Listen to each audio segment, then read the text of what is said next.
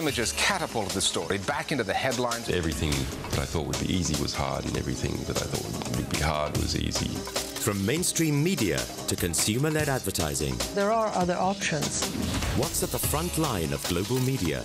This has been reported worldwide with a major media angle to it. Comparing news and challenging views. The Listening Post, at this time on Al Jazeera. Afghanistan is faced with a huge challenge. Relations have gone really sour between us and our allies. We have inflicted considerable damage on the enemy. The people who make international headlines. Ultimately, the truth will out. They want to stop this publication of information that embarrasses them. Make time for Sir David Frost. Frost over the world. On Al Jazeera.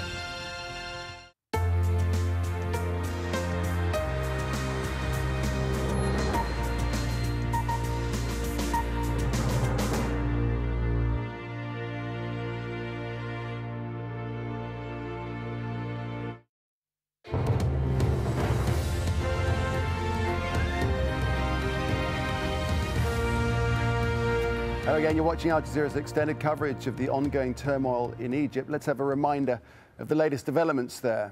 The man sent by the United States to talk with Hosni Mubarak last week has backed his insistence on staying in power until September, but the White House now says that Frank Wisner does not speak for the US government.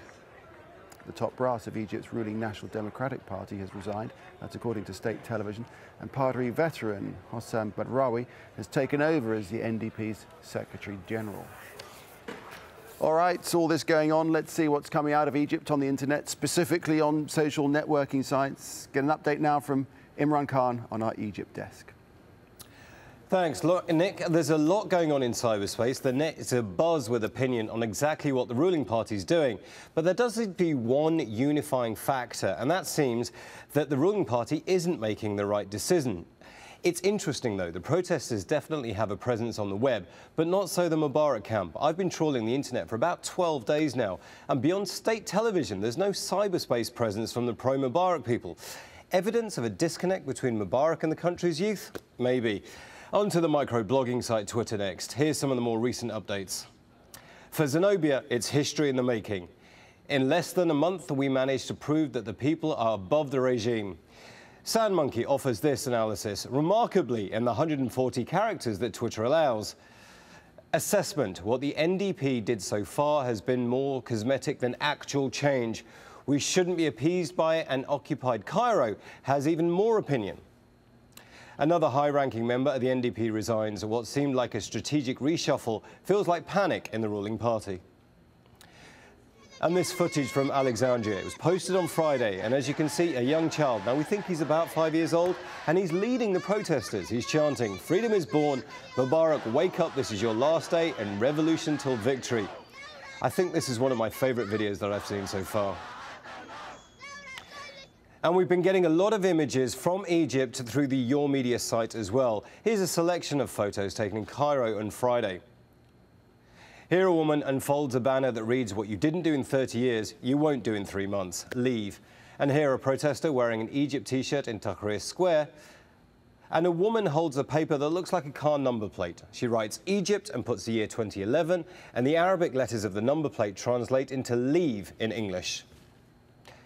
And of course, you can get the latest and news and analysis on Egypt. Just go to our website. The address, www.aljazeera.net/English. You can also follow our live blog where you'll catch the latest videos and get updates throughout the night. That's it from me. Stephanie Scowen takes over on the Egypt desk, keeping you up to date with the latest from cyberspace. Back to you, Nick. Imran, thanks very much indeed. Look forward to seeing Stephanie a little bit later. All right, so the web is a central forum for discussion and dissent in Egypt. That's why, when the uprising began nearly 2 weeks ago, there was a near total internet blackout. But exactly how was access cut off? Well, now, an American advocacy group called Free Press says it's uncovered a link between a California-based technology company, which allegedly sold the Egyptian regime equipment, allowing it to track internet activity. Rob Reynolds has more. When Egyptian authorities shut down internet access in an effort to stifle growing anti-government protests, their actions were condemned worldwide, including by U.S. President Barack Obama. But a U.S. company is working with Egypt's state telecommunications agency, selling its sophisticated tools for spying and controlling web users. Naris, located in Sunnyvale, California, provided Telecom Egypt with a monitoring tool called Deep Packet Inspection. Tim Carr heads the media reform organization, Free Press. Deep Packet Inspection sits on routers around internet networks, and it allows them to sift through, to filter, to surveil internet communications. DPI permits governments to know which of its citizens is posting criticisms or organizing protests through Twitter and Facebook. It can also track cell phone users. With some cell phone systems, you can actually geolocate the person that is tweeting via their cell phone, for example, and track them down. So it has various dangerous applications. Naris, which is owned by the aircraft maker and weapons contractor Boeing, refused to return Al Jazeera's calls and emails. So we went to see them in person. Rob Reynolds, I'm a reporter with Al Jazeera English. I'm here to see if I could speak to executives about your sales of technology to Egypt. Only thing to say is no comment. Nobody is talking to the media. The secretive company has also sold technology to Saudi Telecom, Kuwaiti Wataniya Telecom, and India's largest broadband provider, Sci-Fi. Internet spying is generally illegal in the U.S. Naris is one of several companies that sell internet tracking and spying technology. But there are no laws or regulations to govern the use and sale of these powerful tools. Carr says more transparency and oversight are needed. We've been calling for a more thorough investigation of the uses and abuses of this technology. We hope here in the United States that Congress will investigate. For now, though, protesters and critics of governments around the world should know Big Brother is watching. Rob Reynolds, Al Jazeera, Sunnyvale, California. Yep, the dark side of internet technology. Okay, change of tack now. Let's have all the sport with Zoe Cummings. Thanks very much. 3 Pakistan cricketers have been found guilty of corruption following a hearing in Doha. Salman Butt, Mohammad Asif and Mohammad Amir were charged with conspiring to bowl no balls at pre-arranged times during a test match against England last year. All 3 were banned for a minimum of 5 years, as Raul Pathak reports from Doha. Well, there were chaotic, almost jubilant scenes outside the Qatar Financial Centre as the 3 players involved attempted to leave earlier today following Saturday's decision. All 3 players essentially have been banned for 5 years each, but there's a real feeling here that the punishment handed down by Michael Beloff QC and his 2 colleagues could have been a lot more harsh. The tribunal has recommended to the ICC certain changes to the code with a view to providing flexibility in relation to minimum sentences in exceptional circumstances.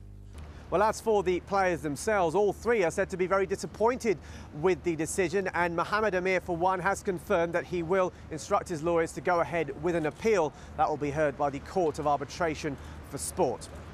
Well, the next big date for the players is March the 17th. That's when they'll appear before Westminster magistrates in London. They'll be accused of accepting and obtaining corrupt payments. Now, that carries a maximum jail term of 7 years, an extremely serious charge there.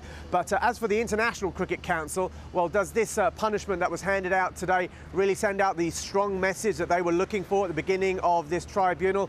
Well, I think the jury's still very much out on that. Rahul Pathak, Al Jazeera, Doha. Well, this is the reaction in Pakistan. Very sad day and a very black day for Pakistan cricket.